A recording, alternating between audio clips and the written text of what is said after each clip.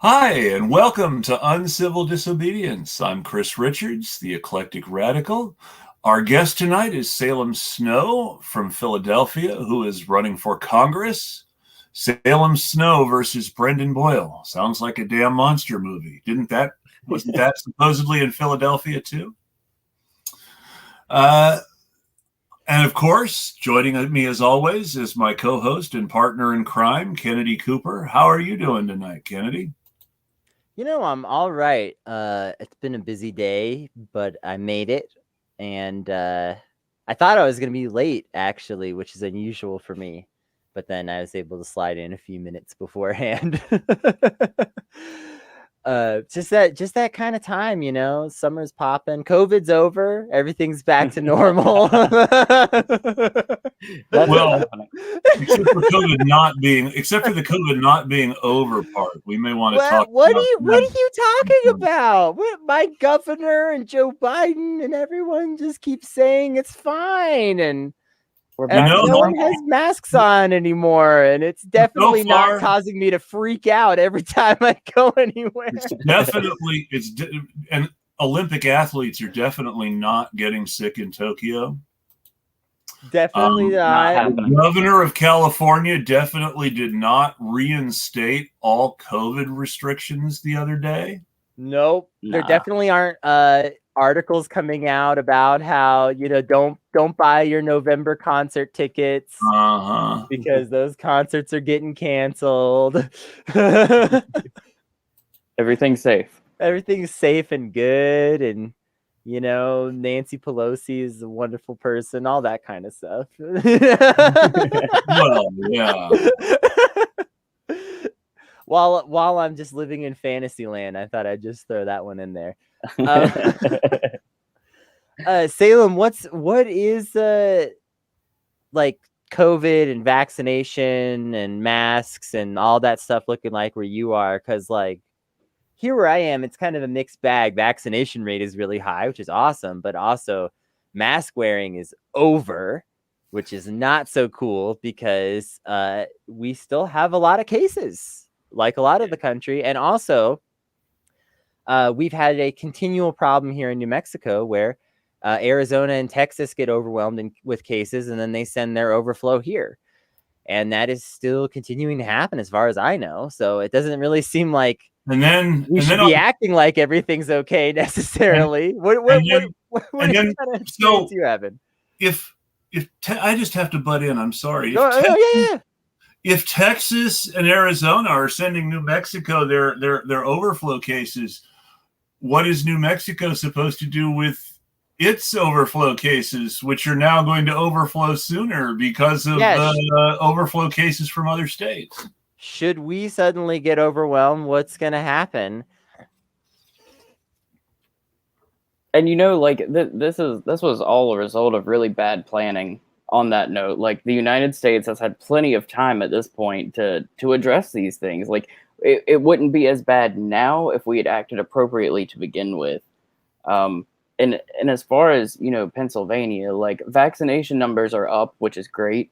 But there's still folks that don't trust it.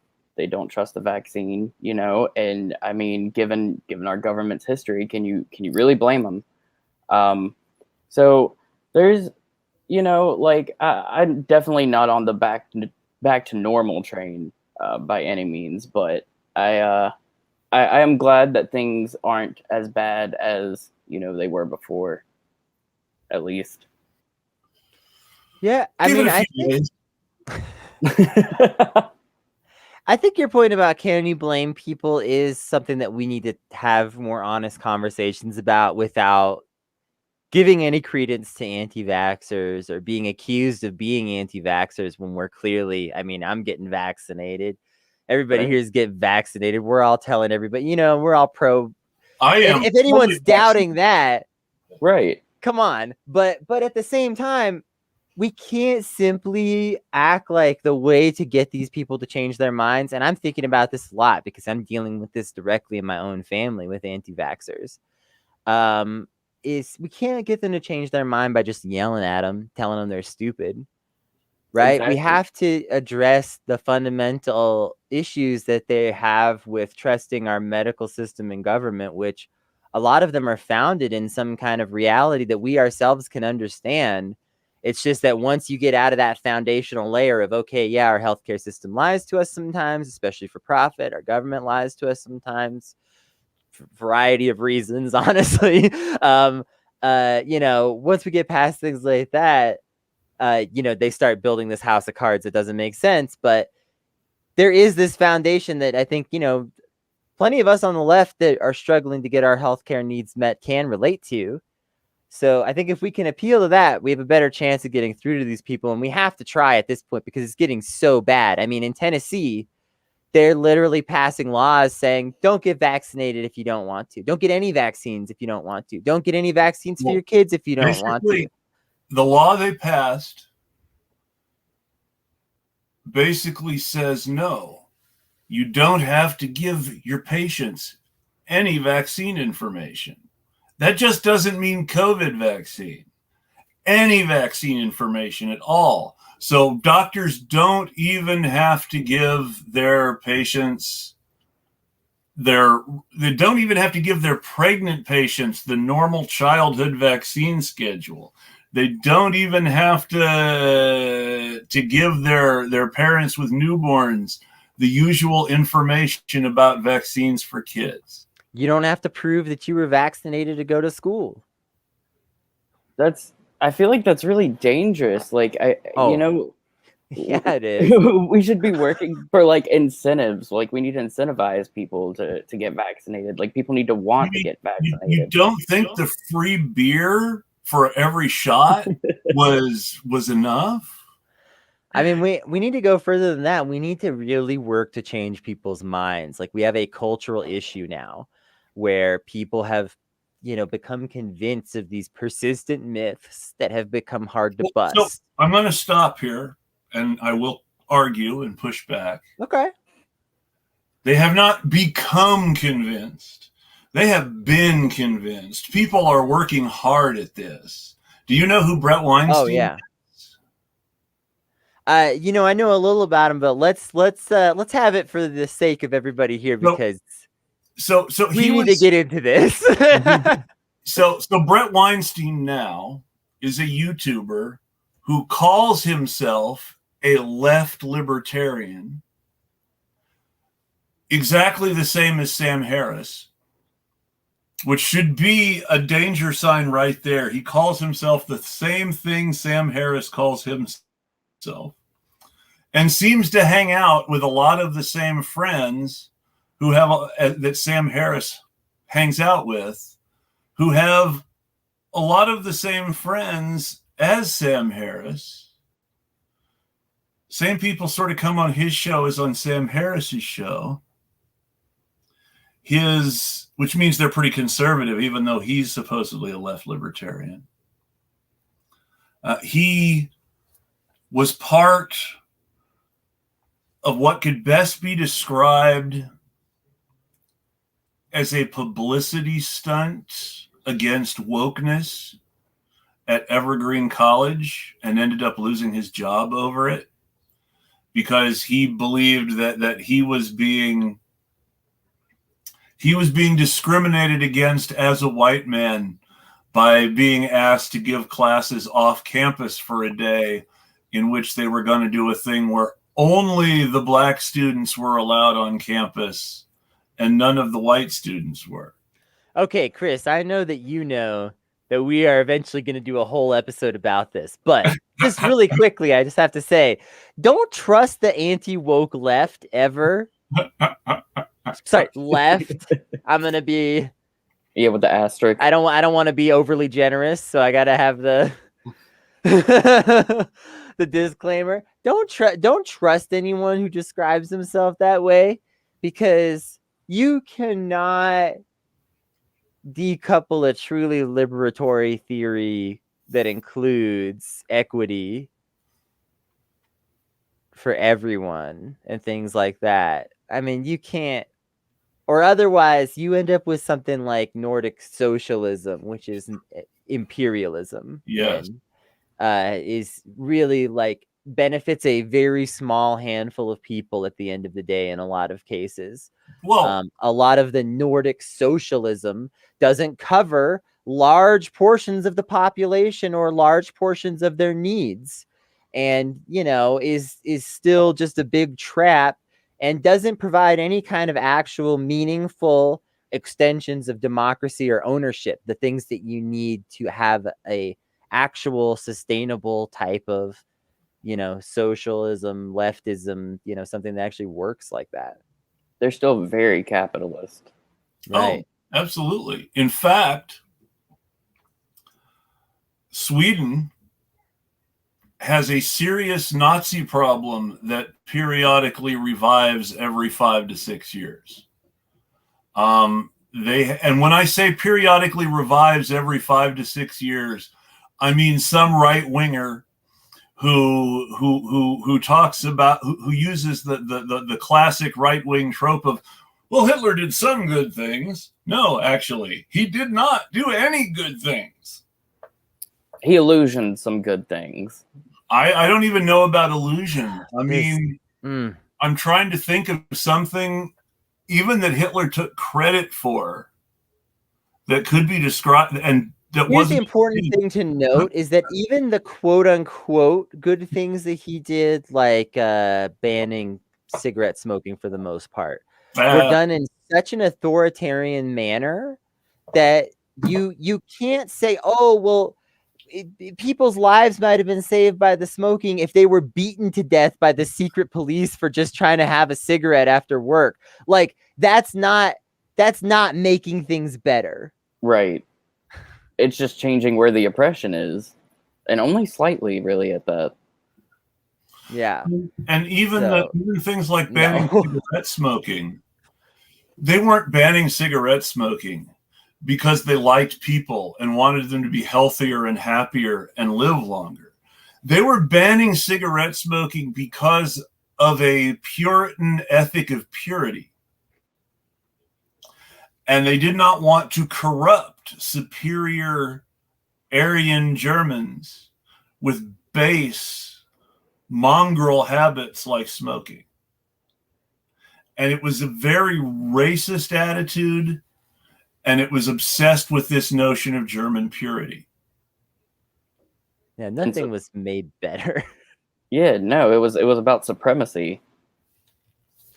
Let me tell y'all a story. I had a friend that right around at the end of 2015, when we all know Donald Trump is about to be the president, and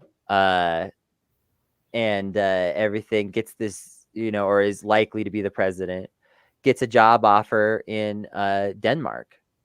And it's a great job. And he thinks, great, let me just take off for a while and get away from some of this awful politics that's going on in America. And at the time, he told me, he was like, hey, 6 months after he got there, he was like, I might never come back. We'll see. Job's good. Things are good here so far. We'll see. And then pretty close to 2020, he came back. Or right around the beginning of 2020, he came back because the fascism problem was so bad there that he realized it was so entrenched and unbelievably bad there that it was absolutely, truly hopeless, in his opinion, and that he felt like there was absolutely never going to be a sense of real like belonging or safety in a place like that. And so they came back here. Yeah, so they came back here. So when people idolize this Nordic socialism, you need to actually look at what's happening in their governments and what's happening culturally, because it's not pretty. They have anti-immigrant parties that have done way too well for anybody's comfort, the same as the rest of Europe. And that's always been a part of the culture, because so the thing to remember is that Sweden was officially neutral and unofficially sold oil to the Nazis to avoid getting invaded. And Denmark and Norway were occupied by the Nazis. Mm-hmm. So that means you have people who are descended from people who fought the Nazis and who are heroically anti-fascist. And yes, you have lots of serious left-wing ideas, but Sweden's Bernie Sanders was shot. I mean, the thing you have to remember when you talk about Scandinavian socialism is that Sweden's Bernie Sanders, he got elected prime minister, he ran the government a few times, but he got shot and died. And there was a strong belief that it was somehow tied back into CIA plots. Mm-hmm. And this is why when we look at anything, especially like in other countries and social democracies and the like, and people say, you know, this is the answer, we need to be more like this, you know, like it really shows you, like, you have to look at these things and say, like, who is it better for?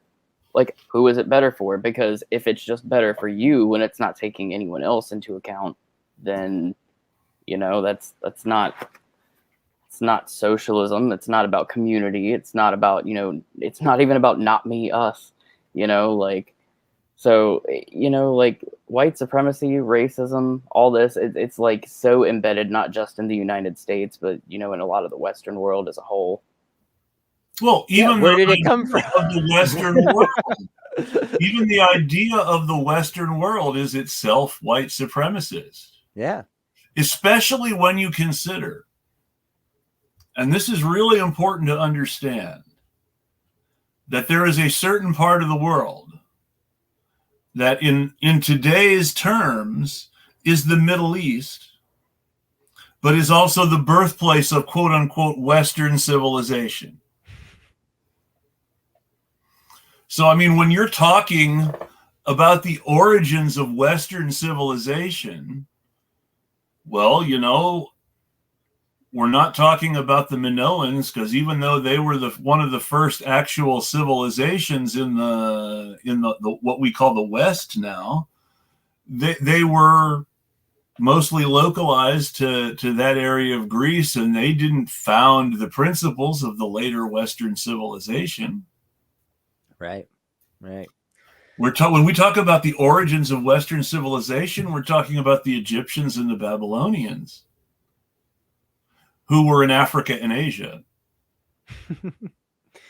Yeah, there's a lot of just white supremacy all the way down with a lot of this stuff. And so we can't be tricked by liberalism in particular with this, you know, democratic socialism of the Nordic states garbage, because here's what happens a lot is that they have these relatively kind of okay leaders that consistently squeak out these very narrow victories, and then if all you're doing is taking a very limited look at politics from afar, you'll be like, who's in charge of Denmark right now? They seem okay, and you move on. But if you don't look any closer, or if you do look closer, what you'll see is that consistently these countries have these horrible parties, like Chris was saying, these anti-immigrant parties that are holding like 10 to 20% of the government, have for sometimes decades. And like, these are people that make Marco Rubio and Marjorie Taylor Greene seem sane-ish. Well, I mean, so the best example is, like I was saying earlier, the classic Swedish Nazi calls himself a Nazi, uses Nazi imagery with Swedish motifs, which actually does go back to World War II, to the pro-Nazi party in the Swedish government back then. And all these motifs, and basically says Hitler did some good things, and we don't think the bad things were that bad. And they expect, and that's a real part of their politics. They expect to be taken seriously doing that. Even the worst people in American politics couldn't expect to be taken seriously if they did that consistently. Even Marjorie Taylor Greene had to thank someone for educating her better about the Holocaust. She had to back down. You're not seeing that in the Swedish Nazi. The Swedish Nazi politician is even more openly fascist than Paul Gosar. And that's saying something. But no, Trump is the worst politician in the world, Chris.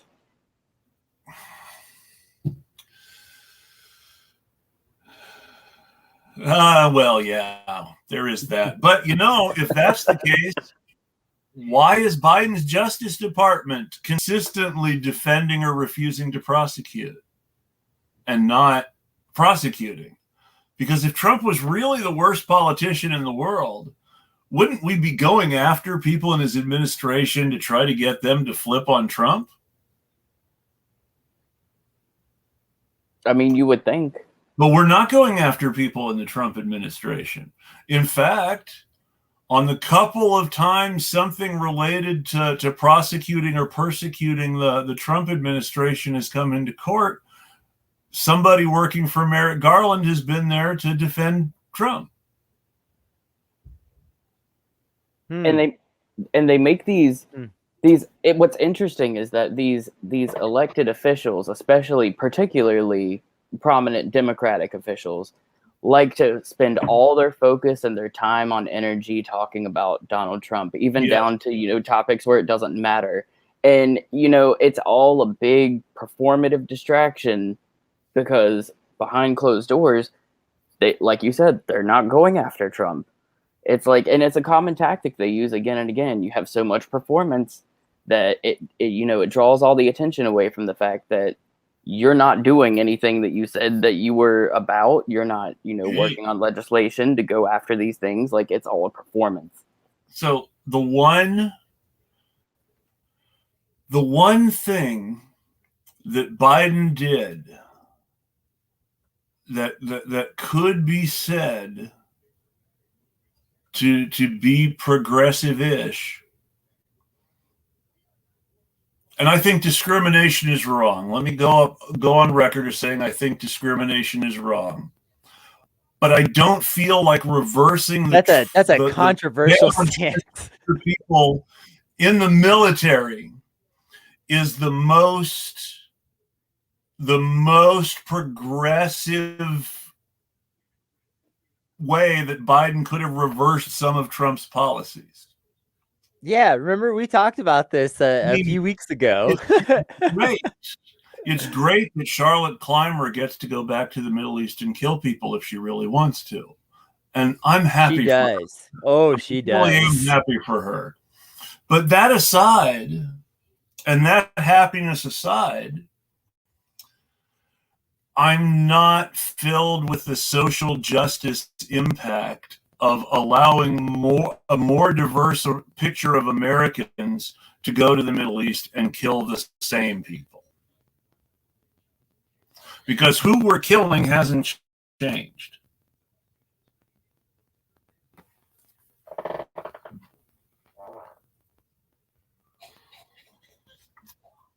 And pinkwashing annoys me. And pinkwashing the military just hurts my eyes. Well, and also it feels like there's a big push to be like, yeah, Joe Biden's putting things back on track for LGBT folks, LGBTQ plus, etc. And it's like, no, nothing's really it's all very performative like this, like letting queer folks back in the military. Okay, awesome. Also, things like striking down at the federal level and saying, oh, we're going to protect trans students from specifically federal statutes of a certain kind. But we're not actually going to stop states from passing terrible laws. We're just going to say that if you try to take it higher, we'll say no. And, to be clear on this, Cuba is actually better than the United States on LGBTQ issues, which is just like ridiculous considering how often our politicians go after Cuba.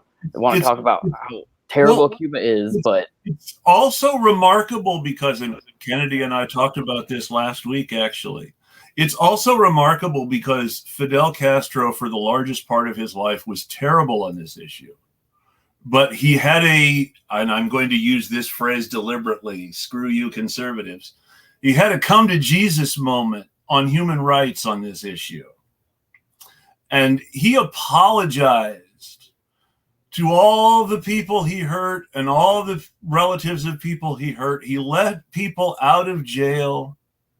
It was a big deal when Castro realized that he had screwed up. And then he actually, to the best of his ability, for those people that some effort could still be made for, he tried to make restoration. We still have not seen Joe Biden make restoration, even admit he was wrong about anything. Or, I mean, I don't think I've ever done anything wrong. I think, I mean, if you look at his record, like, really just the crime bill alone is like a lot to make up for, you know, much less his entire career. And and that's not even, and so you have to take the crime bill in its true context too, which is that it was a complete sellout of the beginning of his career as a public defender. So, I mean, we talk about how we hate prosecutors and their cops. You know, Joe Biden is one of the very few politicians who began his career as a lawyer working as a public defender. But here's the thing. Joe Biden was not a public defender because he had a deep commitment to justice. Joe Biden was a public defender because he graduated like 76th in a class of 85 in law school.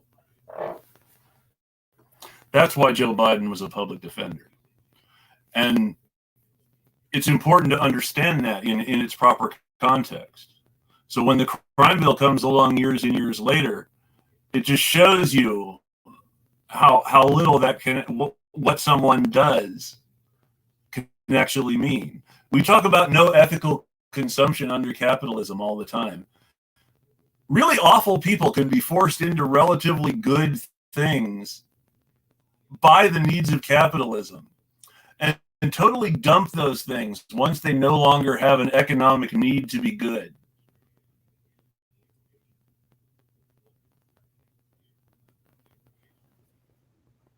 Or if you prefer, once they no longer benefit from being good.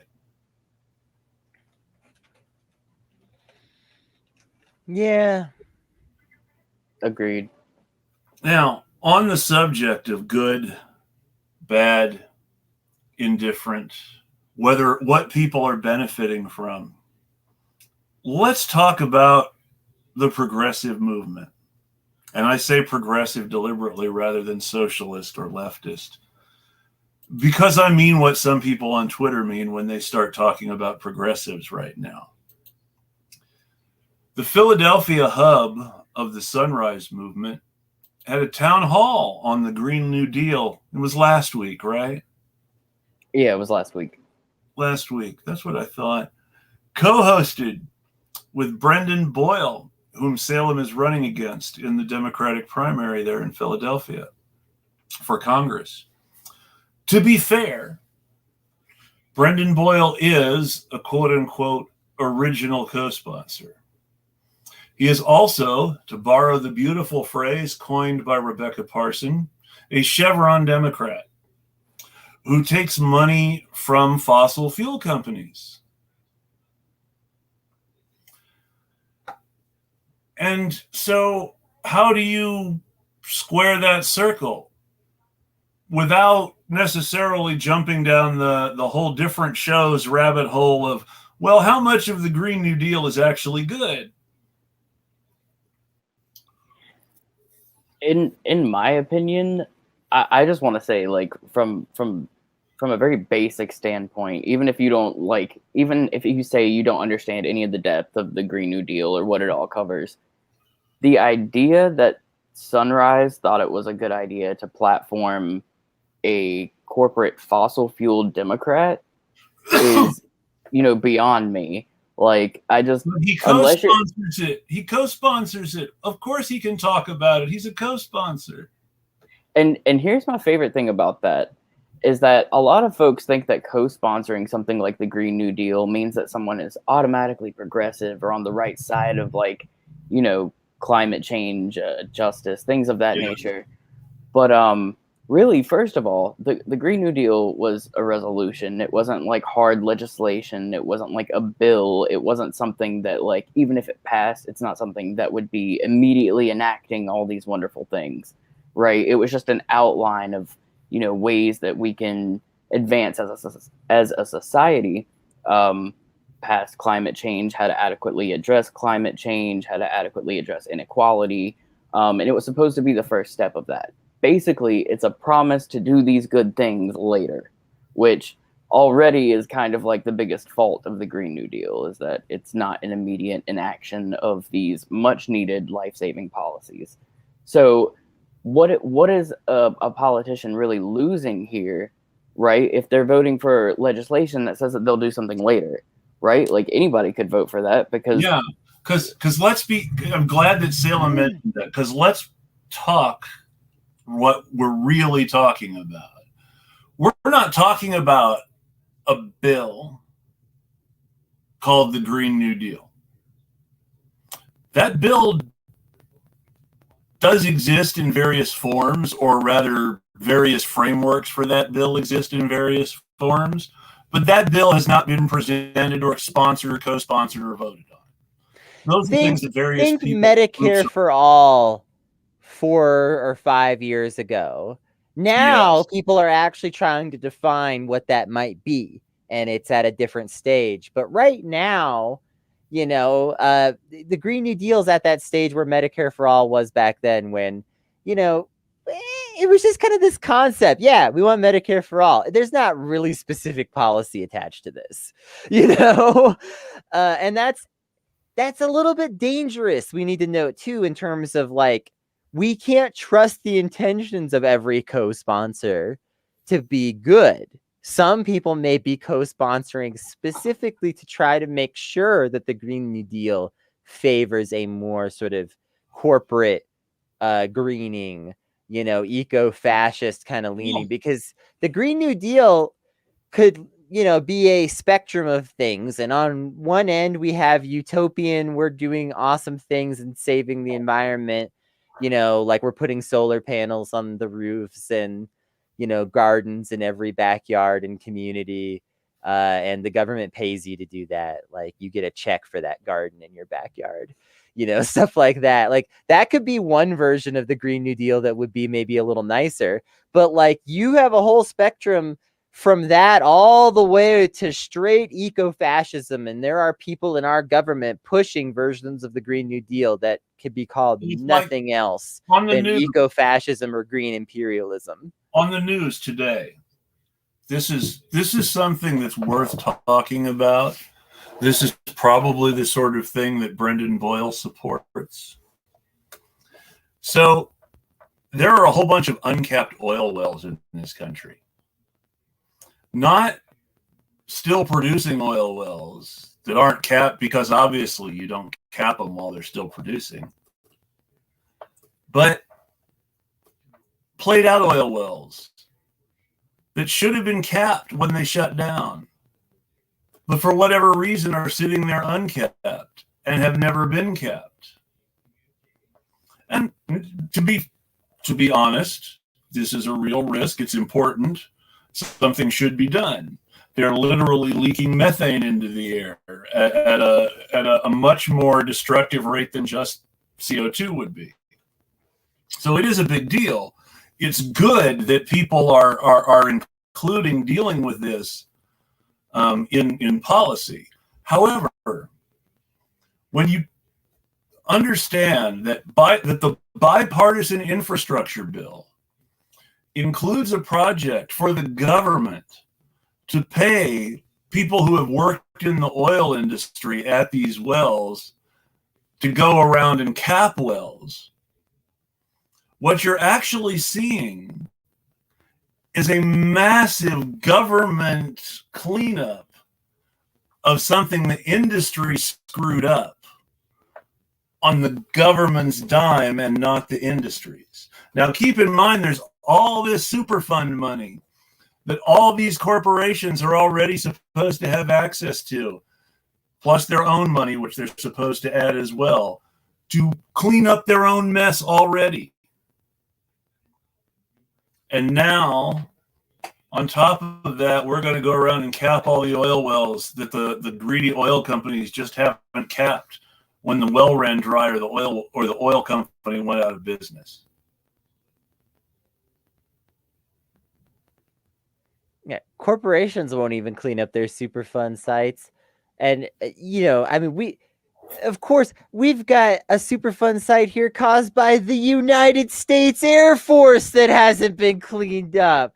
Come on, you got to do a lot more than just pretend, a few half-hearted policies are going to solve it. Remember, you've got that, I don't even think it is, but we'll call it that as a joke. You've got that well-known Superfund site on Bikini Atoll where the U.S. Navy and U.S. Air Force were testing A-bombs prior to and after World War II.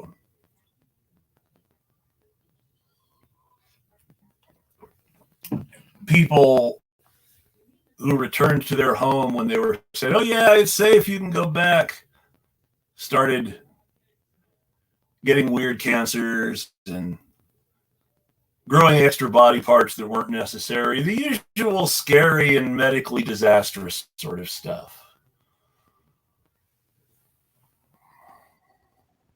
And things of that nature are also more common than most people think they are. Oh, yeah. Oh, yeah. Anybody who hasn't been to the gymnasium of a public school, high school in Detroit, you don't understand. When you see actual holes in the floor and black mold growing and literally dangerous stuff that's roped off so students can't get at it, but also means that students can't use the basketball court because it's a serious potential injury, which means that their basketball team has to go someplace else to practice and is being laughed at by the people who have a working gym. This is literally the nickel and diming of poverty, but just applied on a larger scale. Yes. Because once you get into that cycle of needing to rent a gymnasium from another school, that's money that ideally you could maybe save up and eventually, fix up your own gymnasium or purchase a new one. But if you're trapped in that cycle of needing to rent it so that your team can practice, then that's just an expense that you're paying all the time. That's the cycle of poverty. It's people think of it as sometimes only applying to people, but it also applies to systems like this where, poor schools are consistently put into traps too, to make sure that those schools themselves do not advance and therefore, let too many people kind of through the gate, so to speak. And that's how environmental racism manifests as well. Exactly like that. Or that's one of the ways that it manifests. Oh, absolutely. Yeah, great point. Philadelphia is a good example of that in places, isn't it? It absolutely is. There's been an oil refinery in one part of the city that has actually exploded, which is totally safe and fine, It's the city that bombs houses and then elects the district attorney who signed off on it governor. So, hey. And the elected officials have acted in that vein for a long time if you look at Philly's history. Hey, well, you know that your police commissioner was our police chief out here in Portland, right? Oh, absolutely. You know why she lost her job? Actually, I think you do, because I think you were in a group DM where we were where some of us from here in Portland were talking about it when she lost her job. And she came right over here. Yeah.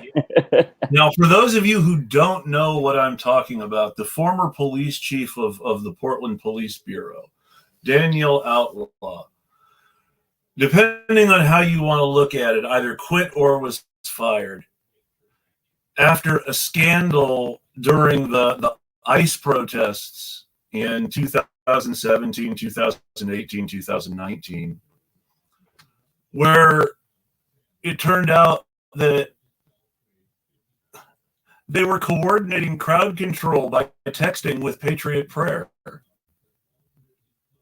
So the white supremacists were being told where the cops were going to be and not be, and were specifically being asked to maintain a larger presence in the places the cops weren't, since the cops weren't going to be there. So the cops see these white supremacists, or at least the Portland cops, see these white supremacists as acting as their agents and friendly allies. Now it's a shame that Salem muted himself, but the sound effects were perfect.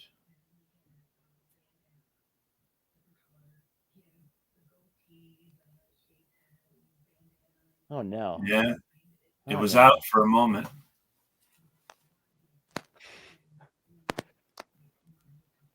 Now it's still out. That's unfortunate. I hope his microphone didn't blow. We're having the worst luck lately. I know. Can you hear me now? Yeah, there it is. Okay, solid. Sorry about that. Yeah. Hey, you didn't get caught in a wildfire like our guest last week. So What? Oh my God, that's awful. she's okay, but we it was mostly me and Kennedy talking to each other. I mean, that's a pretty legitimate excuse, though. It is.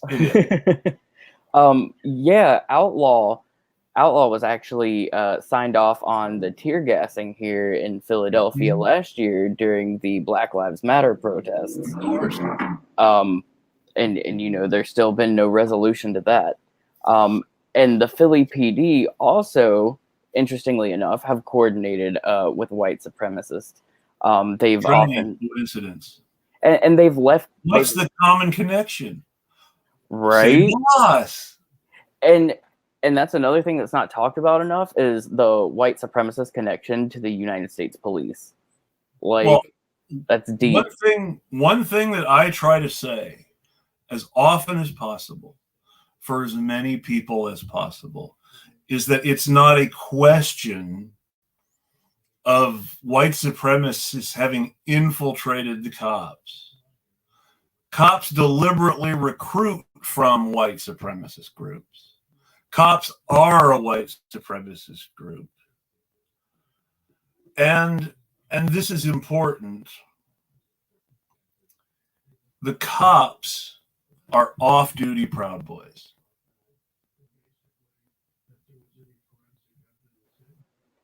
I mean, they're like the police are. It's a racist entity as it stands. Like whether or not the people that are joining the police force are, you know, consciously racist, intentionally racist, those things don't matter. I mean, y'all know as well as I do that you can be unintentionally racist. You can harbor white supremacist ideals. And not even know it because of how deeply ingrained it is in our society. And it's not even always white people who do it. I would like to take this moment to point out that the police chief that Salem and I have been talking about is a black woman. Now, there's identity politics for you. I think we need lots more black women in positions of importance and power, but cops are cops. And the media hailed Outlaw as a progressive when she got here, which is fascinating, isn't it? That's really fascinating because that means they're completely pretending that what happened and why she lost her previous job doesn't exist. Exactly. That's not responsible journalism. Not at all. They were painting it like, oh, the new police commissioner is going to be a black woman, which is like, you know, like the identity is not what matters as much as the content. You know, like I'm far more concerned with like her human rights violations. Well, You know? and what's really but that's the thing is that, I mean, you wouldn't expect, even with the tear gassing stuff, you would not immediately make the mental connection. Black cop, white supremacists. But yet it's still there. The same problem in both cities. The same boss. And it's because they're inherently a racist organization. It's great. I mean, Salem, you could speak to this too from the perspective of queerness. It's great to see yourself represented in someone who actually does reflect your values and does reflect you personally, both. When those two things actually do align, that is legitimately cool. Yeah. And there are reasons to desire, you know, black women in positions of power, gay men in positions of power, you know, trans women in positions of power, these things like that. But it has to also align with the values. Otherwise, it doesn't feel good in that same way. You know, I don't get the warm fuzzies when I see Kirsten Cinema. Oh my God. But yeah, exactly. Like representation is wonderful. It really is. And I want more of it. But it doesn't matter when their values and their priorities are not what benefits the communities that they come from as well. It's true. I mean, ask a black communist what Barack Obama did for them. They'll say very little. You know, they might have some things that they point to, but they're not going to have a long list of thank yous. You know, it's because it's not all about just bland representation of just very basic identity level stuff with nothing else behind it. Well, like I said, if identity politics really meant that much, why after all these years are there still poor white men in America?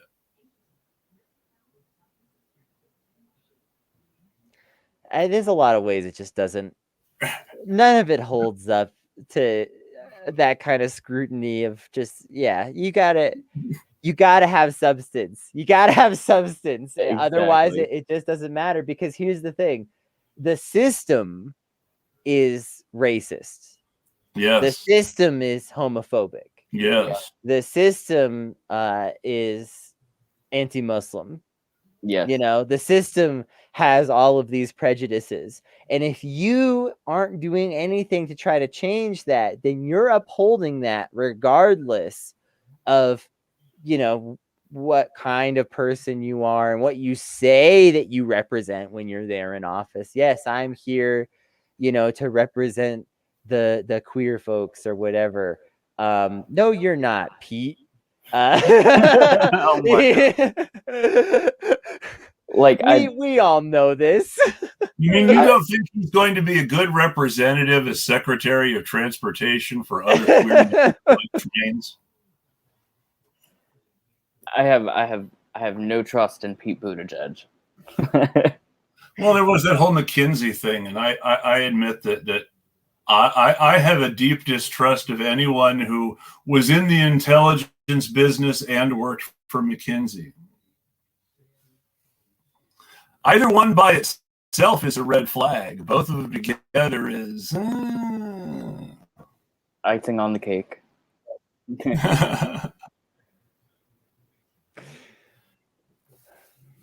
But yeah, I mean, back to before we wandered off topic, Sunrise Philly made a big deal of trying to explain and justify when some of us called them on the carpet for this. Because we said on Twitter, yes, this is the part of the show where we talk about Twitter. Sorry, folks. We said to the Sunrise Philly account on Twitter that, hey, this guy takes a lot of money from fossil fuel donors, and receipts were provided. Salem had tweeted something else very conveniently that showed his donors, and we were able to use that to show to Sunrise Philly and say, hey, there's something going on here. And so Sunrise Philly says, yes, these are good questions, and this is why we think it's so important that we have him at a town hall where someone can ask him these questions and let him defend his record. And I have it on very good authority from from more than one person who attended, that they turned off the chat and didn't ask any of the questions anyone submitted about where his money comes from. Oh, that's a bit odd. And I actually attended that just because I wanted to see how that was going to go. And the chat was disabled the whole time. There was no version of holding anybody accountable. It was really easy softball questions. It was Brendan Boyle and two other elected officials. Just, what is the Green New Deal? Like, oh, well, I'll talk about what that covers. And, basics like that. Like, it wasn't in depth. It wasn't substantial. Like, there was no holding anybody accountable. I know several people that submitted questions because they were having questions submitted. None of their questions got answered.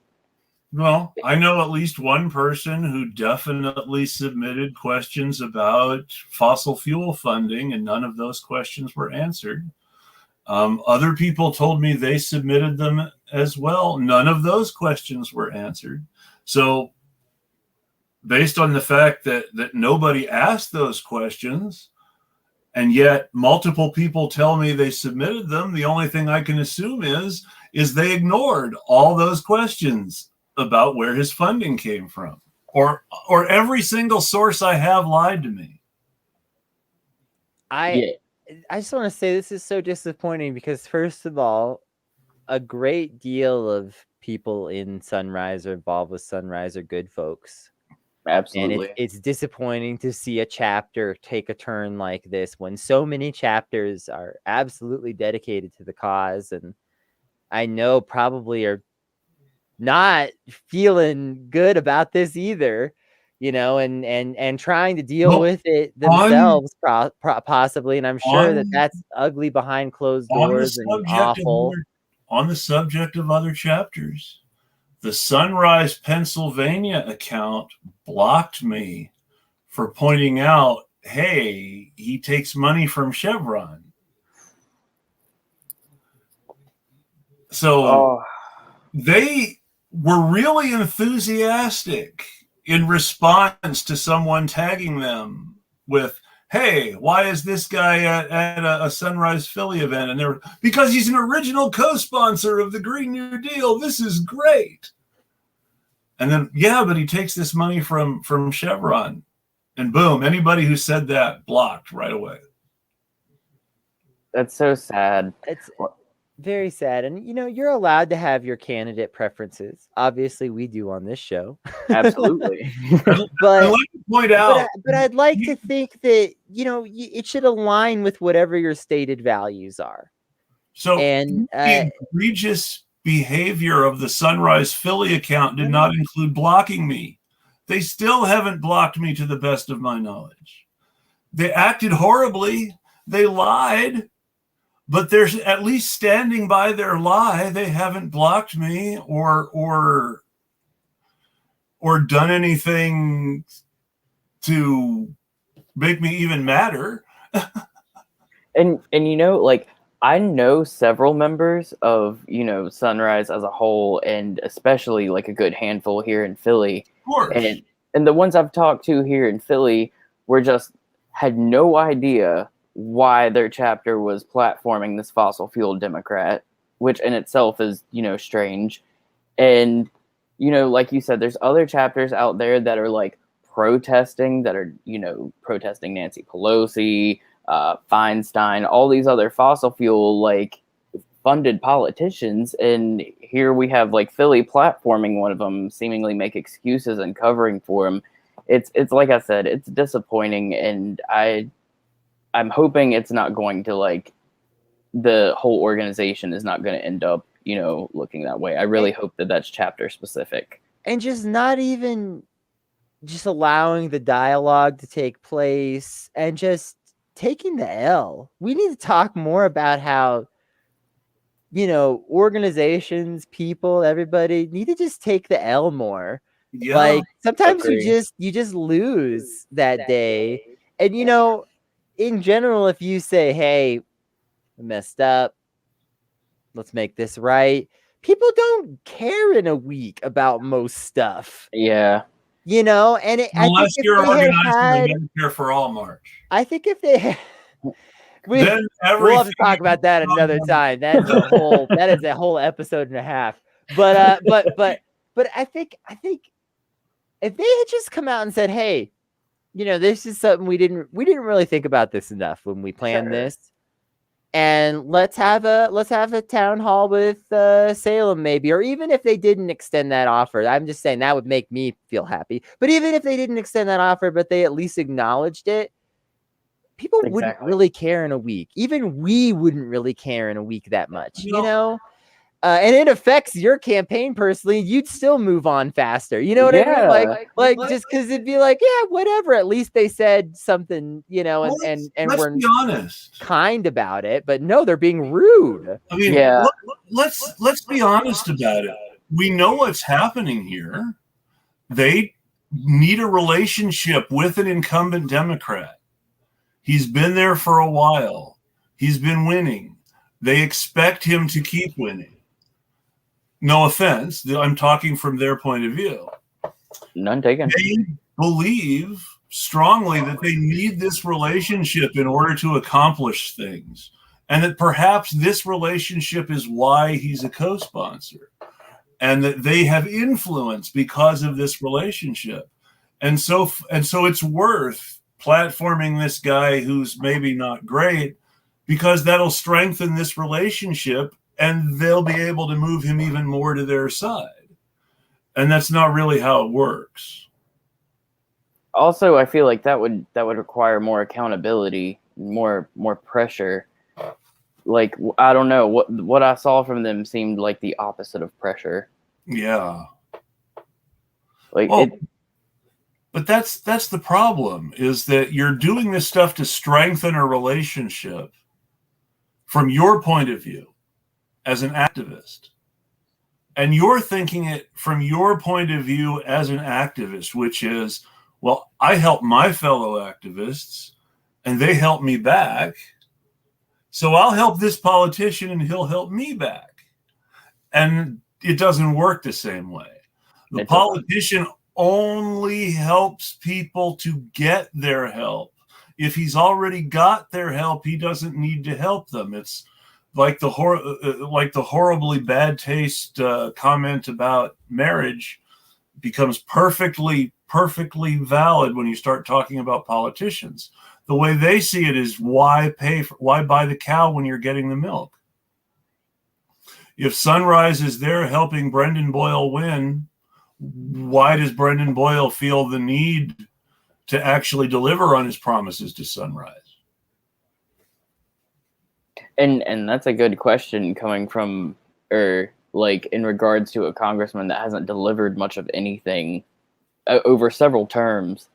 Yeah. It's also a good question for an org like Sunrise, because what is the purpose of orgs like that if not to pressure politicians into taking your stances?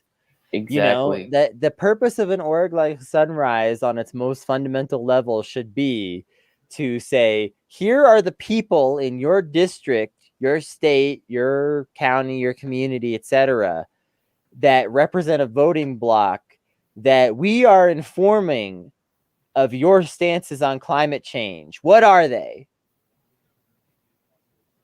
And then put that pressure on. That's the whole point. Yeah. Anybody remember the big scandal when Mike Gravel, may he rest in power, wonderful person, Mike Gravel was organizing anti-war protests and some Occupy-related stuff after Obama was president. And he was saying that he was telling activists that they had to bully people and that they needed to find out where people's kids went to school so they could harass them in front of their kids and shame them in front of their kids. And people deliberately chose to interpret this as they need to find out where the kids are so you can threaten their kids. And no. He's talking about shaming people in front of their kids so their kids know that their parents are these horrible politicians. And so that maybe their kids ask questions about, you know. Yeah. Why were those people throwing blood on you, Daddy? Hey, it would promote the needed dialogue, right? Yeah. I mean, I say it all the time. I think we need to bring back the kind of bullying that helped get a lot of the outright bigotry and discrimination off the streets at one time, you know? I especially like to point to, because this is part of my roots as a political person, especially a leftist, in the punk community, where, you know, the punk and metal scenes, we kind of realized that fascists were attempting to infiltrate and use our scenes as a place to propagate and, you know, disseminate information and recruit and stuff like that. The music, and we found a way to stop that. What that way was, I don't know if I'm allowed to say, but it, you know, you've seen it happen to people like Richard Spencer on the TV, and so I will say this. And you know, we need to not even just the physical violence is the end all be all, but just the bullying. You know, there used to be this attitude of you called people out when they acted like shit in public. Yeah, exactly. And then at some point it became impolite to do that.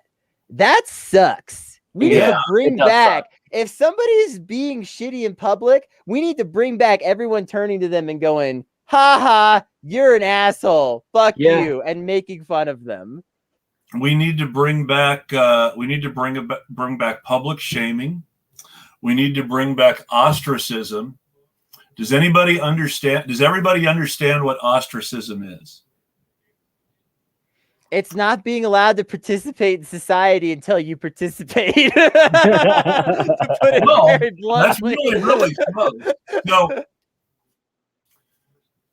every year, the same time of the year that they had their elections, the Athenian democracy held a vote on ostracism, and they nominated 2 people, and these 2 people were voted on, and you put your black or your white ball into, this is where the term black ball comes from. You put your black and your white ball for whoever, for one of them was one person, the other was the other person in the bag, and they counted them up, and whoever had the most votes, gone for 10 years, banished. For 10 years.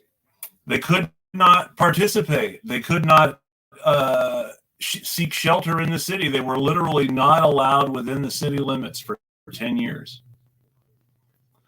Several famous people were ostracized at some point or another.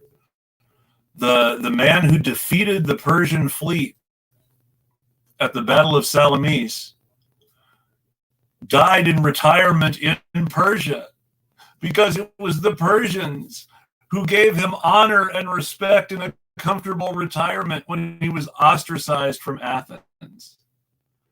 Because politics makes people mad. And ostracism was the way that the Athenian government chose to let the people punish their politicians. And if you really pissed off enough voters, they were going to throw you out for 10 years. I think we should bring ostracism back. wonder how different things would get. Just imagine if Nixon had been sent out of the country for 10 years. What a different world we'd live in now. So, in order to understand ostracism, not just sent out of the country, but like sent to Vietnam. Sent to the Democratic People's Republic of Korea. Nixon really didn't screw them over nearly as much as he screwed over the Vietnamese, though. I know, but I just like to imagine him having to give the tours on Western imperialism. I'm going to bring this up simply because I play this game. Oh my God. I love that game. I love that game. I do. It's just it's just a fact. And I will, because that now came up, I will tell the joke that I told the guy next to me at work. This past weekend, I found the last piece, so I had the full set of Achilles armor. And this morning, I swear to God, when I woke up, my heel hurt.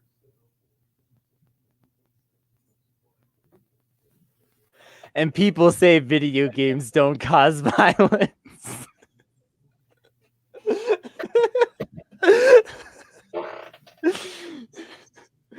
I don't know. All I know is that the actual tendon named after Achilles was really bugging me this morning.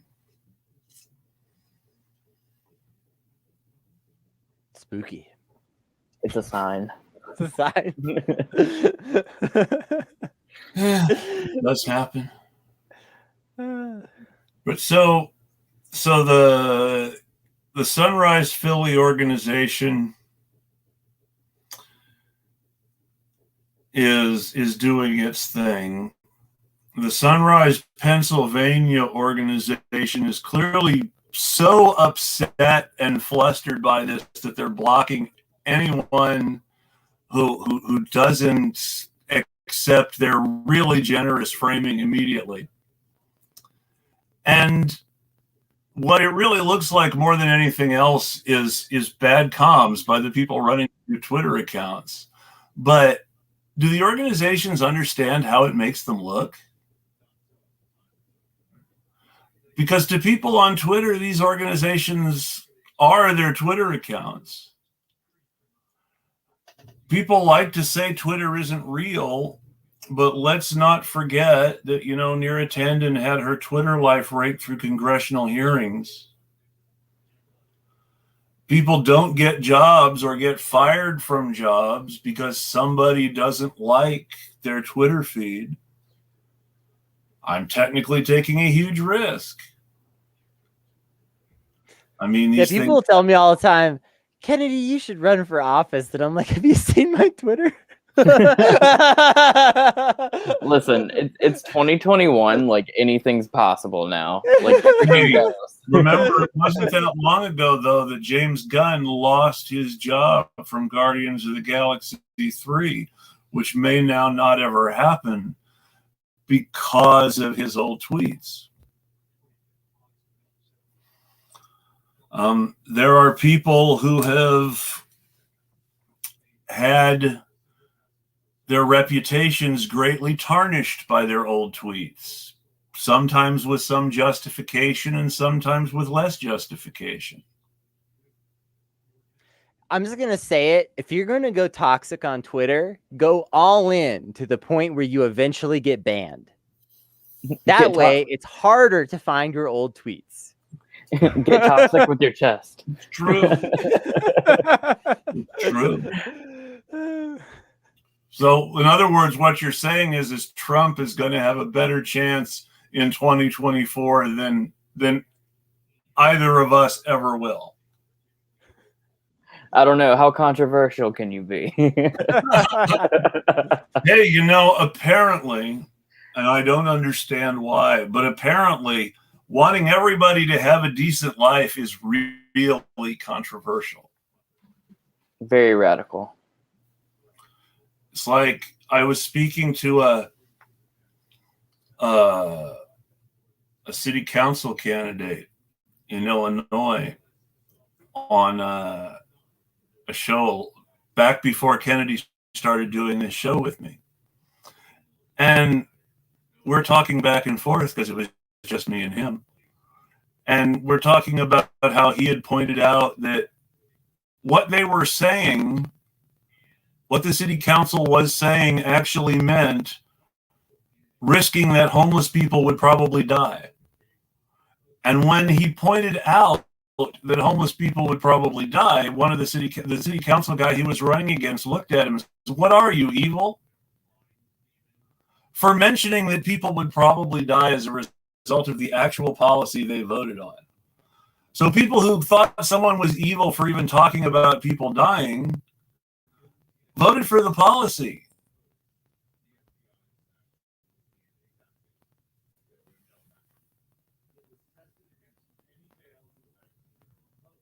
It's just, obviously I've never truly done this, but yes, it's bad.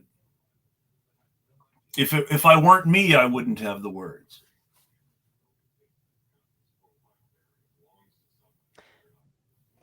Salem, you think you could beat your opponent in Assassin's Creed? I think so. I think I have a little bit more experience. Because I want to propose.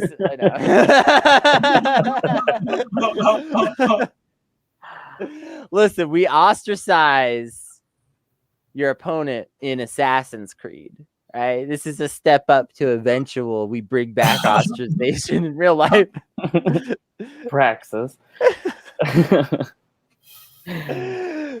I honestly think that might be maybe that bring back ostracism is the political issue the left should hang its hat on.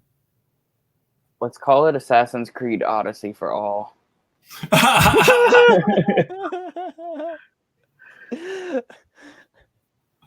Well, you know, that ties into the whole free public broadband idea. Hey, it could be like a little sub policy, right? Like entertainment as a human right. What would Assassin's Creed for all mean for your family? Wait, no, actually, I'm sorry. I spoke a little too rashly. What would access to Assassin's Creed mean for your family?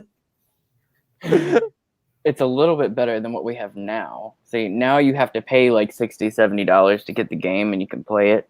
But there's also a subsidized option, right, where it only costs $40.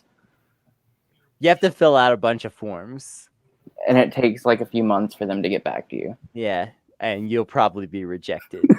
Then you have to appeal. Plus keep in mind that now Assassin's Creed Odyssey is not one of the games that has this drawback. But Madden 2020 is, and that made me mad. You know, there are some games that unless you have an active PlayStation Plus account, you can't even play their normal gameplay mode. So you can't even play Madden 2020 in franchise mode without a PlayStation Plus account. Without that, all you can do is play in exhibition mode, game by game. Look, here at this point, I'm at least begging the capitalists to lower the number of subscriptions total that I need. All right, let my PlayStation Plus account also pay for my Tesla's self-driving feature. Okay, let's just lump some of this stuff together. Okay, please. Or at least unlimited recharging at Tesla stations. But yeah, I don't know if y'all saw that, but literally the Tesla self-driving feature is a subscription model. $200 a month.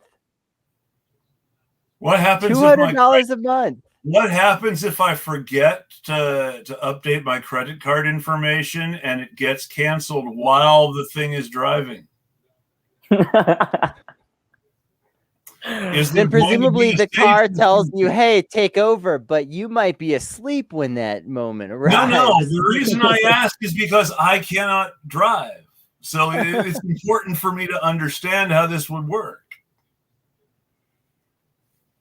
Also, I just want to point out this was actually mentioned by a mutual on Twitter that this seems like a very cheap way to buy plausible deniability for your hit and run accident. Oh, that hadn't occurred to me. Like, here, rich people, you want to be able to just hit pedestrians? Pay Tesla $200 a month. They've worked out a deal with the government. Oh my god. No, but keep in mind that if Elon Musk keeps his promise, they will have their own private underground tunnel to drive their Teslas in. On Mars. On Mars, yeah. Yeah, no, that's But a different. also, I'm mixing his also, promises together now. I'm sorry. But hey, let's keep this going. Let's mix some other things together and point out what happens when you combine the bizarre liability loophole Tesla's trying to create for, and other companies are trying to create for self-driving cars. This subscription model based nonsense, and then states like Florida, which are trying to make it semi-okay to run over protesters. Does this seem like something that might not mix well? And let's add legal and fine. Yeah, Indiana already did it, by the way. Well, but I'm only putting it in couch phrasing because I feel like if you ran over some right-wing protesters, something would still happen to you. That's just my personal sense. No, let's pretend. It would be a hate crime. That fake Medicare for All rally that was supposedly going to feature a neo-Nazi as a keynote speaker really happened. And let's say that Medicare for All people were pissed and decided to go break it up. They would absolutely be arrested if they hit a bunch of neo-Nazis at a fake rally with their cars. Or let's just imagine that there's another Brooks Brothers style thing in Florida, right? Yeah. And not hard to imagine. Someone has just gotten off a 20-hour shift at a diner and just happens to see them and thinks, I'll take advantage of that new law. Do you think they would be treated the same? Because I think they would go directly to jail. That's what I think. But okay, I also want to point out, while we're talking about things that might not be good to mix together, that the type of people that tend to be able to afford Teslas tend to lean conservative. Yeah. Which is bizarre unto itself, and a whole thing that a lot of people don't think of. They think Tesla's the saving the world with the electric cars company, and then most Teslas are owned by people that wouldn't describe themselves as conservatives necessarily, but probably tend to vote Republican when they do vote. But they're willing to subsidize coups in Bolivia with their choice of automobile.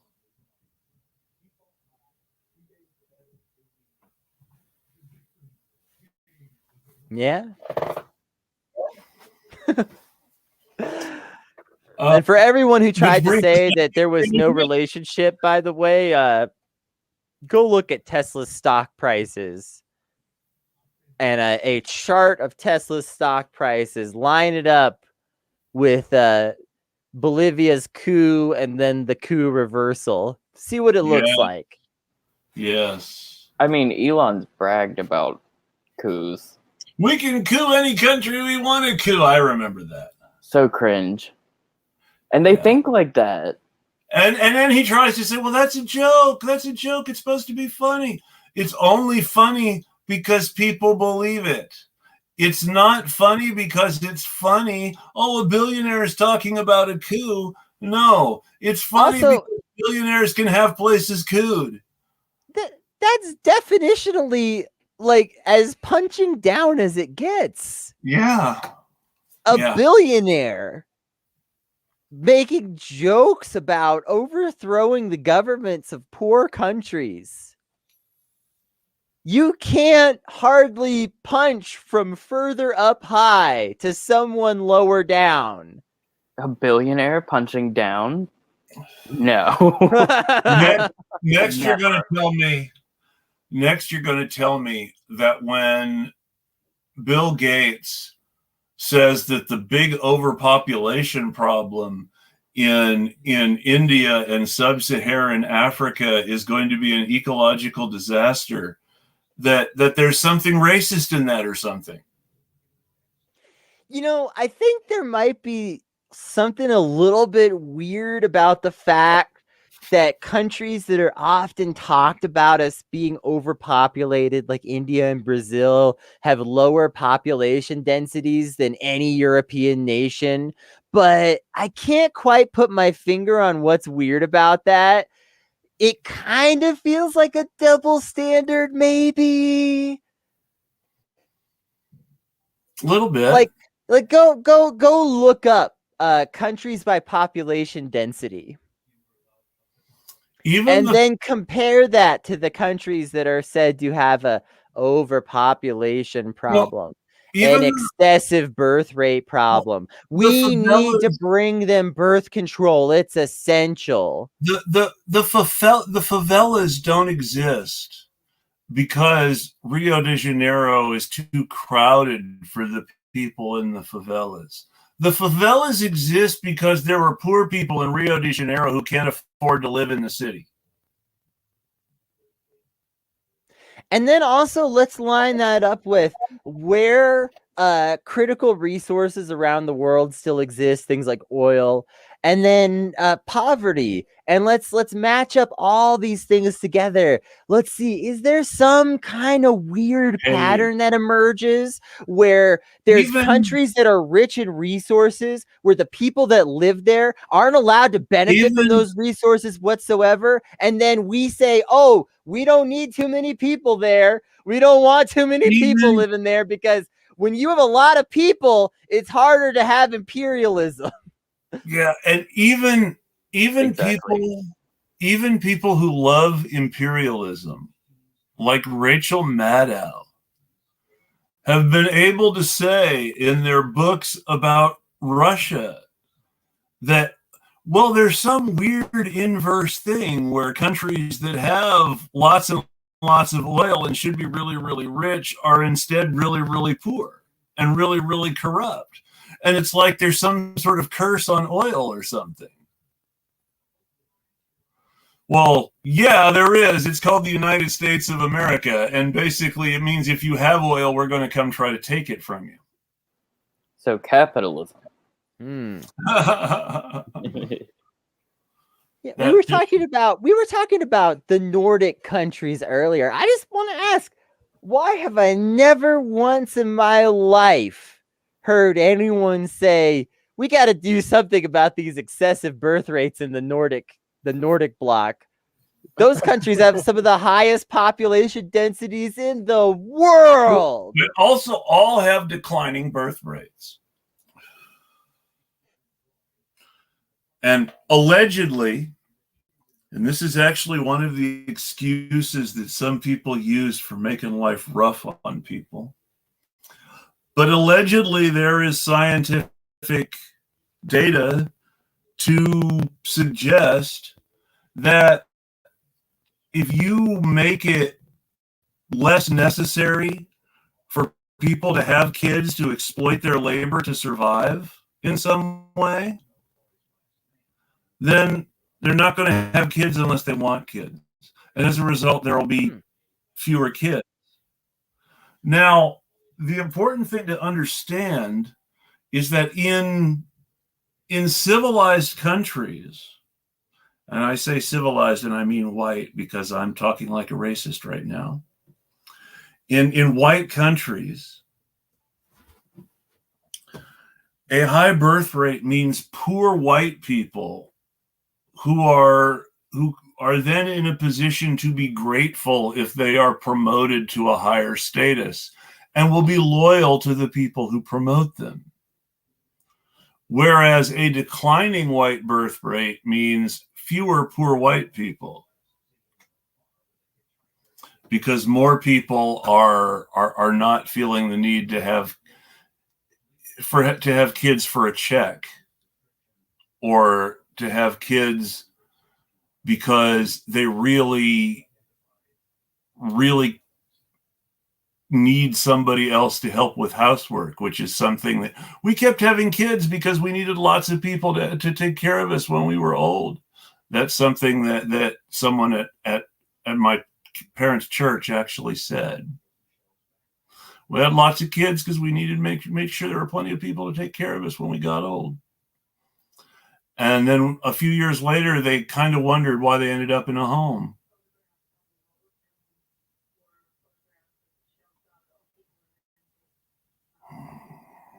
Just some of these things self-perpetuate themselves.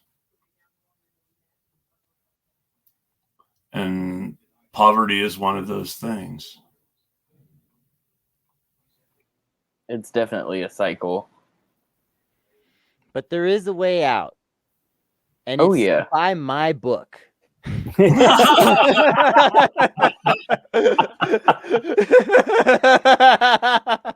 love that. Or maybe it's something Didn't that Donald happened Trump in already Cuba. try that? I don't know. It's one of those two. Both are valid. Donald Trump already did the "don't be poor anymore, buy my book" thing, though, and that ended up being that big lawsuit. So, plus there was that other guy, Kevin Trudeau, who said "buy my book and get out of debt," and he actually went to prison. Seems legit. So there are limits to what you can promise when selling a book. Well, I don't have a book, but if I did, you could buy it. And if you did buy it, it would support me. Period. That's it. There's the promise. Making Kennedy less poor, you're buying his book would be helping to end poverty, one person at a time. Just one person. Is the book like 30 cents a day? Like, is it one of those commercials? Like, for 30 cents a day.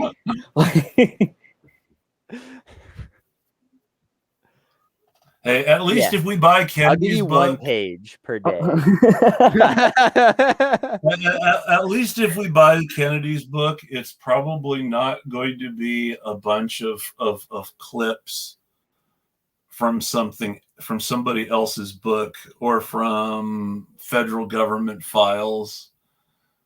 I mean, there are books that are just literally pages of addresses to write to ask for money from the government. And if you do that enough, sure, maybe you'll get something, but that's not a solution to people's financial problems in most cases. Actually, my book is just going to be Barack Obama's 2006, The Audacity of Hope. And I'm just going to put a different cover on it. That goes to a whole new level beyond Joe Biden. I mean, it's just more capitalism, you know, breeding innovation. At that point, you're taking credit for the work of a black man's ghostwriter. I know. Actually, no, I changed my mind. I'm gonna just take What Happened by Hillary Clinton. Republish that as my own book. I love it. Wait, first I'm gonna pretend to run for office. I gotta get that back on track, my fake campaign. I've really let it slide. I don't know why I'm not prioritizing it more. But I got to get that back on track. Then when I inevitably, pretend that I was denied my rightful victory, that's when I'll steal her book. That's when you get all the pre-orders. Can you do anything more Donald Trump than stealing Hillary Clinton's book?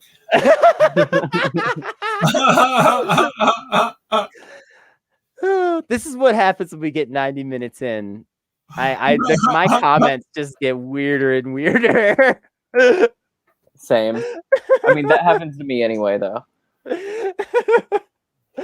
Yeah, you're probably you're probably safer since we did say to be wary of the anti-woke. You're probably safer with the woke with the Hillary Clinton quote than stealing Hillary Clinton's book than Barack Obama's book.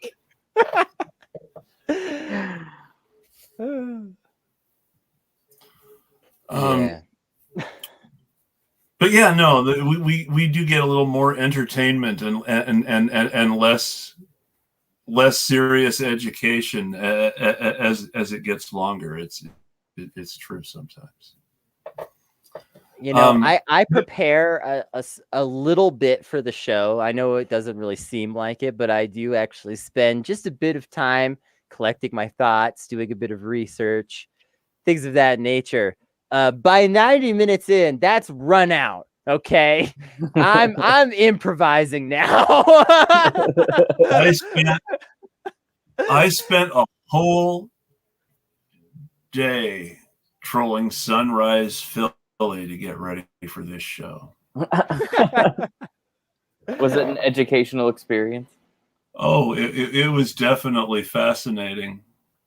Like I said, even despite all the clear bad faith, I mean, the Sunrise Philly account wasn't blocking its critics. And that Sunrise Pennsylvania account just suddenly, bam, blocking people as soon as they refuse to accept its, isn't this great? Framing of everything. I mean, Sunrise Philly didn't try to stick with that. They immediately tried to move the goalposts as soon as they saw an opportunity, because they could tell nobody was going for the "isn't this great" BS. Yeah, I'm well, as disappointed as I am, I'm glad that people saw that for what it was, and I think that most people would. I think so. I think it's good to get to make noise sometimes, even if you don't know how people are going to see it, because honestly, I mean, if you're running for office, the best thing you can have is for people to remember your name, even if they don't necessarily remember why they remember it. That's true. And if people are more likely to remember your name because of it, it's good press. Agreed. It worked for Donald Trump. I mean, really. And there are so many better things to make a noise about that people could really keep promises on. And I mean, if you're willing, it's not that I don't think people should make noise on social media. I think they shouldn't be performative on social media when they're not, doing something with the power they have, if they have the power. I mean, I'm performative on social media because it's the only power I have, which is kind of pathetic, sure. I mean, don't underestimate the power of social media, though. We've canceled a lot of people. Have we really? I mean that halfway seriously. Remember, cancel culture is real and it's good. It provides material results. Well, if it did, I would support it. I will say that. I wish that we had really been able to cancel all those victims of cancel culture on the far right. Goals. I would love to have been able to genuinely cancel Dinesh D'Souza or Glenn Beck or Brett Weinstein. Oh, there, his name came up again. Or Charles Murphy.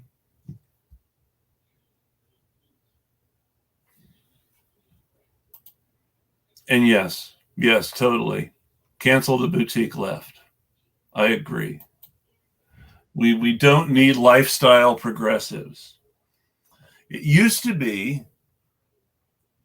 and Murray Bookchin wrote a pamphlet about it when he was still writing pamphlets for anarchists to hand out, about social anarchism versus lifestyle anarchism.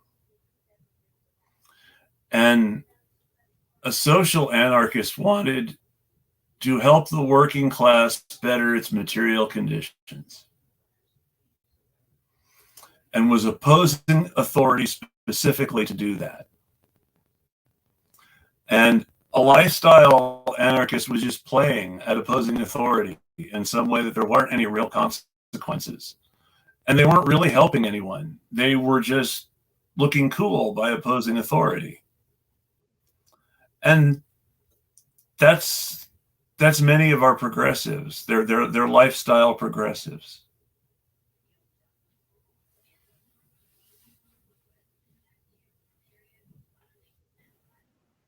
I feel like a lot of them lack solidarity, like for those that are less fortunate. So yeah, they don't have any sense of the idea of solidarity, which is kind of funny since they're also the same ones who talk about a movement the most. But they don't have any solidarity for anyone outside their social peer circles.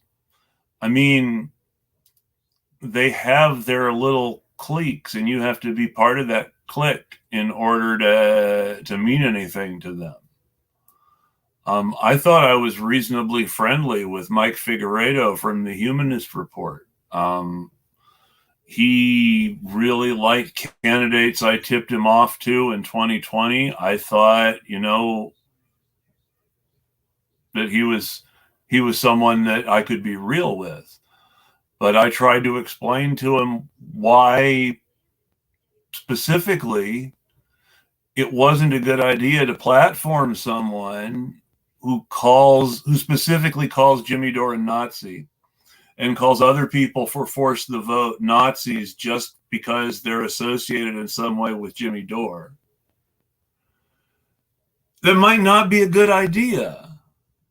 That might be seen as supporting that sort of thing. And he's like, well, I just want, in the future, I just won't let anybody on the show who's had a fight with your friends. And it's like, no, that wasn't the point. I'm not a Jimmy Dore fan. I've criticized Jimmy Dore plenty. Kennedy's seen me criticize Jimmy Dore plenty. But,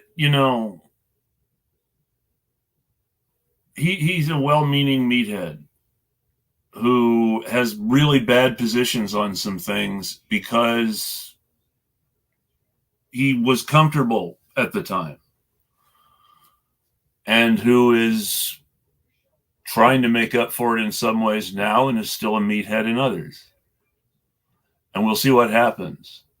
But he's not out there pushing a false narrative about another country in order to justify what the U.S. government would like to do, again, if given the chance. And you can say what you want about Jimmy Dore, but he's not pushing a narrative for the CIA.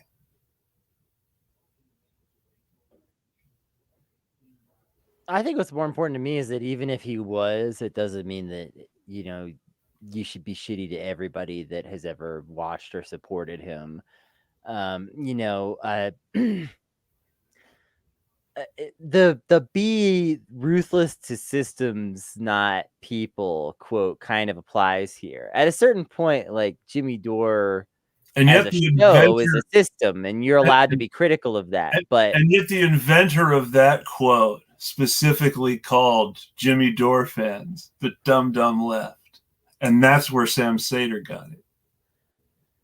Yeah, I mean, it's a problem, and it's, I don't know. You have to be able to draw the line somewhere with your personal interactions with comrades. That's how I feel. Try to be comradely. to as many people as possible. Because I believe that we need to have a wide ecumenical movement where people talk to each other. And that if we still have Trotskyists over here and Tankies over here and anarchists over here and DSA over here and liberal Democrats over here, and then we all try to get together at an election, we're going to leave out a whole bunch of people who don't want anything to do with the liberal Democrats. And we're not going to be able to make any movement on our issues.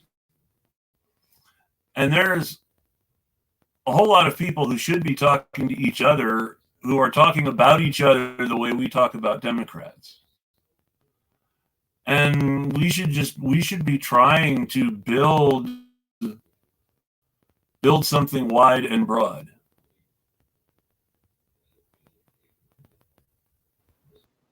And that's why I want something here where we can just all talk to each other about this stuff. That's why I've had everybody on this show.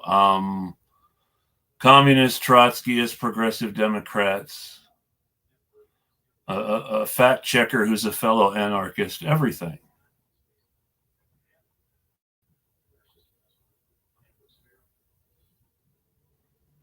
Wish I'd known when I had him on the show that Alan Grayson was going to run for Senate.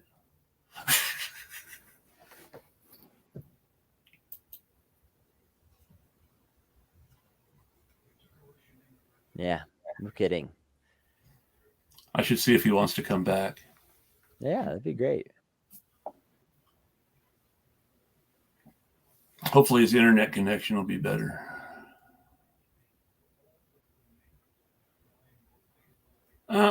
This is probably a good time to start thinking about final thoughts.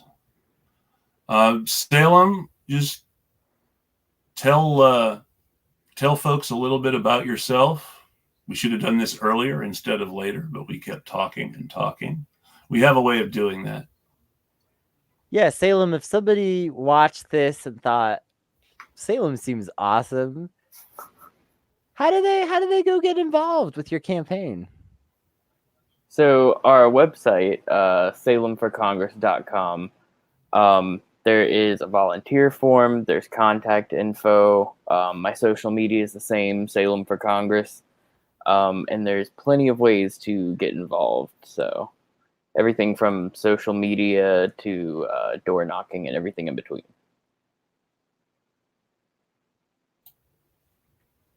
That's good to know. And never hurts to retweet him on Twitter. I mean, name recognition matters. 100%. If you include Philadelphia in your retweet, its Twitter algorithm should make it more likely for people in the Philadelphia area to see it, in theory. I add in theory just to cover my own butt because, who knows what the Twitter algorithm does. Is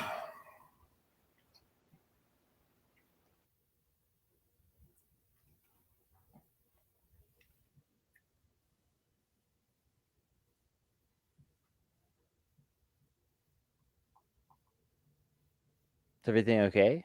You suddenly look concerned, Chris. No, we were being quiet, and I was getting ready to try to fill some time. Okay. You said, sorry, you suddenly, you got quiet. You had this concerned look on your face, and I was like, is it a technical problem? What's happening? I'm okay. I think I was expecting Salem to talk, and for some reason, But no, it's getting harder and harder. It's getting harder and harder to feel optimistic. I still have some hope. I'm not quite at MSNBC levels of pessimism yet, where I just pretend that everything's fine because it's so hopeless. But it's getting harder to feel positive, and I'd really like to see that change. Yeah, I'm concerned about just the the fighting and the cynicism I see on the left right now. Like, we don't have nearly enough power to be this at each other's throats all the time. And it's really unfortunate to see so often what just seems like people that should be getting along just fighting over things that are unnecessary, or things just cynicism. And a lot of it, not to be clear, some of it's important. Some of these fights have to happen. Some of these fights are crucial to us, having a good American left, much like the crucible kind of, of our political formation as a new American left. But there is an extent to which sometimes there's just a lack of solidarity where it's needed. And I hope that we can get past some of that, because we need it really badly.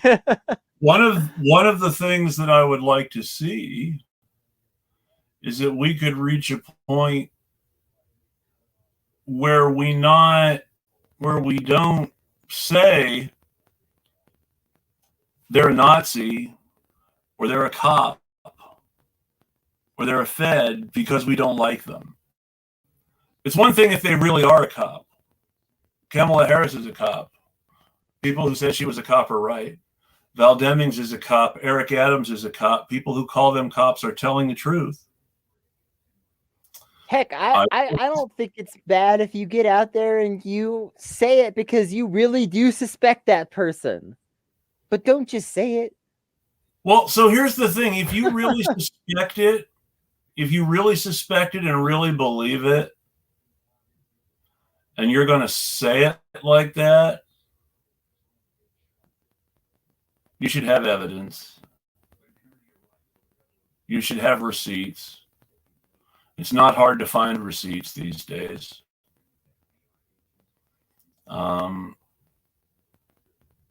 There are things that people should have deleted that they did not.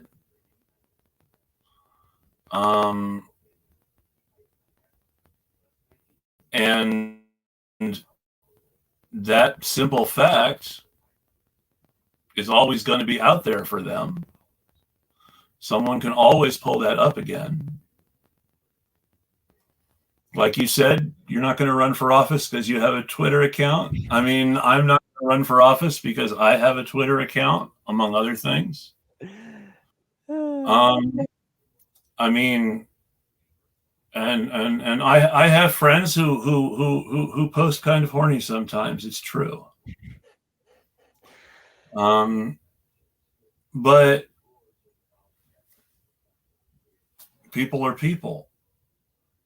I don't think they deserve to have that held over their head if they ever run for office. Yeah. If we're going to be so forgiving about people's donors, why aren't we forgiving about human error?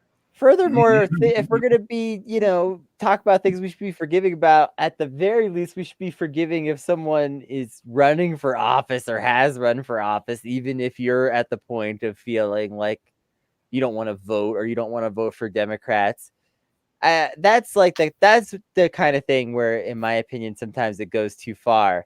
People will be like, "Oh, well, you used to run for office as a Democrat," to someone who is now against that, and they're like, "Yeah, I used to. What's the, let's build power." That's really what I want to say. Let's build power, and let's not be cynical about what that means. Let's understand that building power sometimes has stumbling blocks and speed bumps along the way, but let's understand that it's worth those struggles regardless, because we need to do it if we want to win. Yeah, and that we need to, if we're going to succeed at that stuff, we cannot be, like I said, cynical about every aspect of it, bitter about every aspect of it, fighting about every aspect of it. Pick your battles, pick them wisely. There are things worth fighting about. I don't have to tell you what those are. You know what those are personally for you. Pick your battles is basically, that's my final thought for tonight. and let people evolve. Well, I have fairly straightforward. I have fairly straightforward rules that I try to follow. Um, I try to treat everybody in good faith as long as I believe they're acting in good faith. Um, I I try to do my best to help my friends be friends with each other. Um, that kind of networking is the only thing we have right now, and we need to build that network so that everyone in that network thinks of everyone else in that network as a comrade, and that's how you build a movement. And I think people underestimate some things because of that. But I also think that there are lots of trolls. I'm comfortable with using the word trolls who are going to try to wreck it. And these trolls will always insist someone else is the wrecker. That's sort of how you recognize them.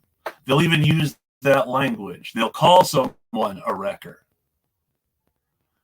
And it's worth keeping track of those people. That language means something. That was the language Stalin used in denouncing Trotskyists and anarchists. That language originally was related to ideological purity that had a pretty big risk for those people caught on the wrong side of the purity line. And while nobody's suggesting that American leftists are planning to start purging people literally yet, it's worth understanding that kind of language risks not just driving people away, but actively making enemies out of people. And people who use that language don't appear to have a good understanding of history. And they appear to be using that language to push buttons. And not having an understanding of history, they don't really have a clear idea of how serious a danger signal they're sending up.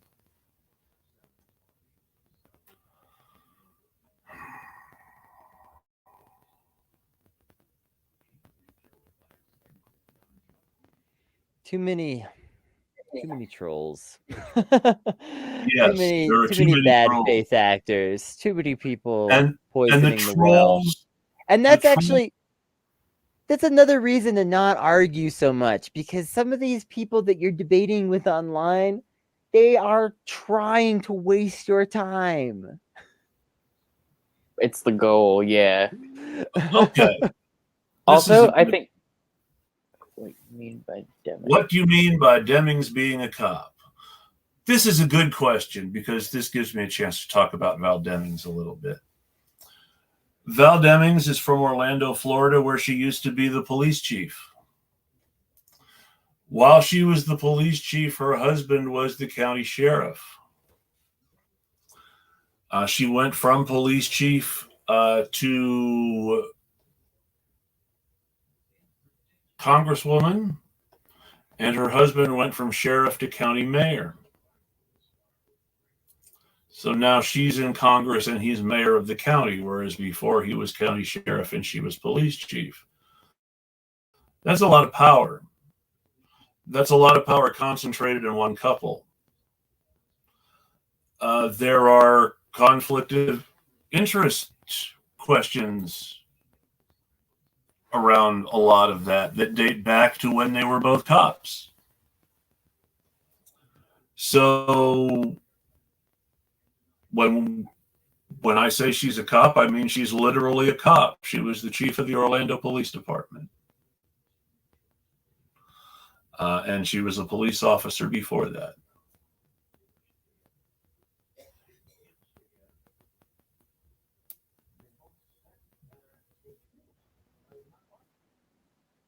there were some scandals under her as well. Yes, there were some scandals. Most notably, they hounded a reporter for a local news site who had asked too many questions about a case of cops working as bouncers for a bar that may have involved kickbacks and all this other stuff that really possibly reflected badly on the department. And his reporting on this got him followed by people as a result of Val Demings noticing him. And so there was harassment and stalking going on. But of course, you don't call it harassment and stalking when it's the cops.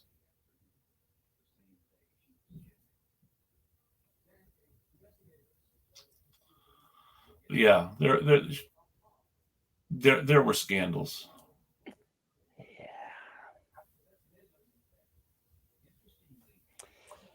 Yeah. But yeah, no, she's a cop. Eric Adams, he was also a police officer. He's a cop. Yeah.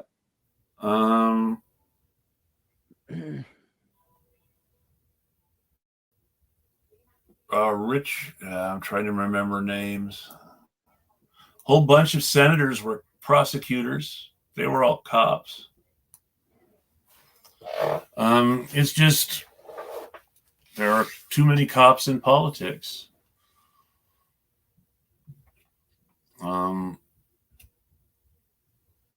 The first black mayor of Los Angeles, Tom Bradley, was a cop. So, I mean, cops turn up where least expected.